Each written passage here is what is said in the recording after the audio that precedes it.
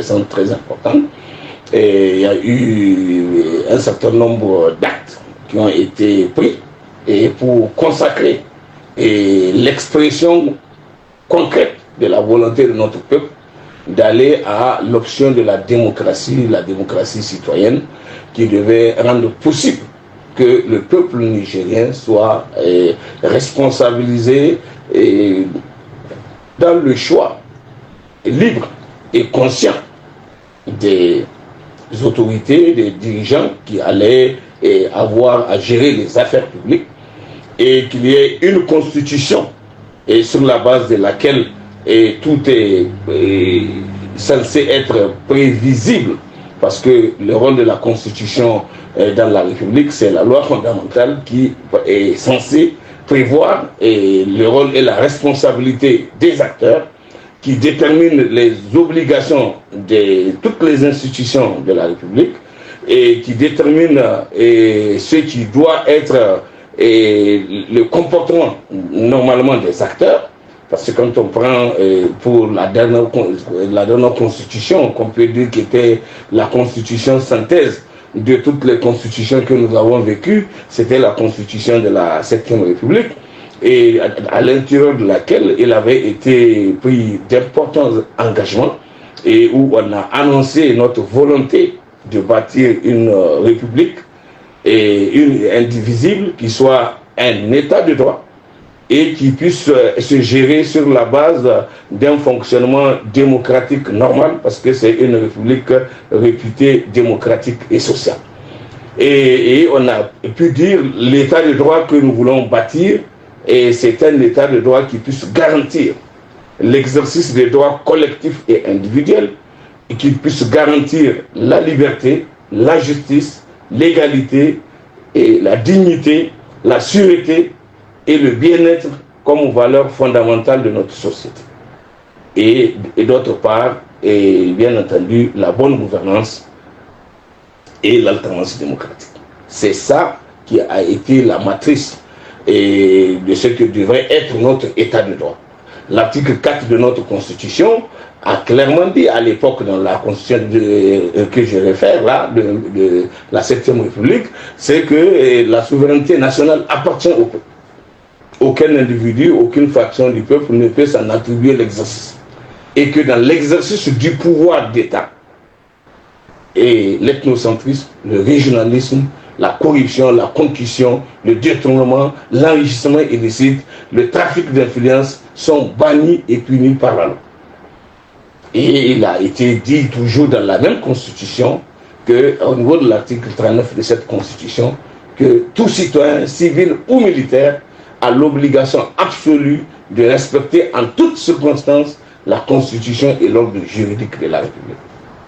Et que le président de la République, article 46, il était censé, en tant que président de la République, chef de l'État, il doit être au-dessus des partis politiques, et le président de la République est prévu pour être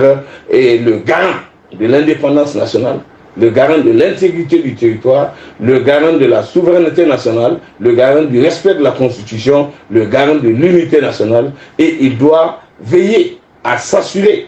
de la continuité de l'État et du bon fonctionnement de tous les pouvoirs publics et constitutionnels. Malheureusement, et comme vous le savez, le fait que les acteurs prétendument démocrates et qui sont censés être élus sur la base des règles du jeu démocratique ne l'ayant pas été, parce qu'il y a eu des manœuvres, des tricheries, tout ce qui a pu malheureusement émailler notre processus électoral, qui a rendu possible qu'on se retrouve en train de tordre le cou aux institutions de la République, tordre le cou aux lois de la République, aux obligations qui sont faites à tout le monde. Cela donc a ouvert, bien entendu, la voie à tous les excès. Ce qui nous a amené à constater des comportements que nous avons vécus pratiquement depuis 2011 et jusqu'à pratiquement 2023, et des options de comportement de gouvernance sous l'empire de cette constitution de la 7e République qui a amené les acteurs gouvernants à s'élargir, à s'éloigner carrément de leurs obligations constitutionnelles jusqu'à prendre des mesures qui ont fini par bâillonner le peuple et empêcher au peuple de jouir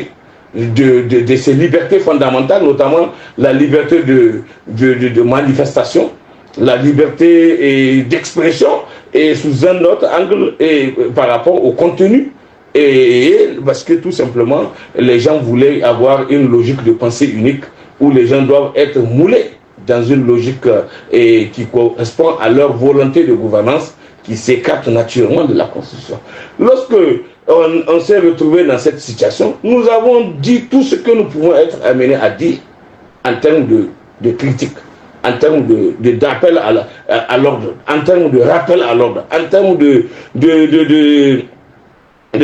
dispositions qu'il faille que les autorités du moment prennent pour qu'on puisse être dans la position d'éviter que nous puissions tomber dans le travers d'un régime à la limite Kamakria, qui sera donc non pas un régime démocratique, mais un régime Kamakria. Dans la mesure où on s'écarte de la loi, on fait fi de la Constitution, on agit à volonté. On fait ce qu'on veut. Le président de la République qui est censé être encadré et cadré dans l'obligation